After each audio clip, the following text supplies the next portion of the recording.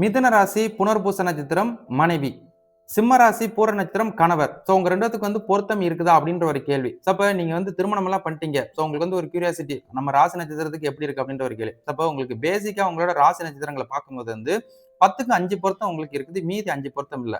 அதுல உங்களுக்கு தின பொருத்தம் இல்ல, சிறுதி தீர்க்க பொருத்தம் இல்ல, யோனி பொருத்தம் இல்ல, அது போக ராசி பொருத்தம் இல்ல, அது போக வசிய பொருத்தம் இல்ல. ஸோ இந்த மாதிரி உங்களுக்கு 5 பொருத்தம் இல்ல. மேஜர் மாங்கல்ய பொருத்தம் இருக்குது. சரிங்களா?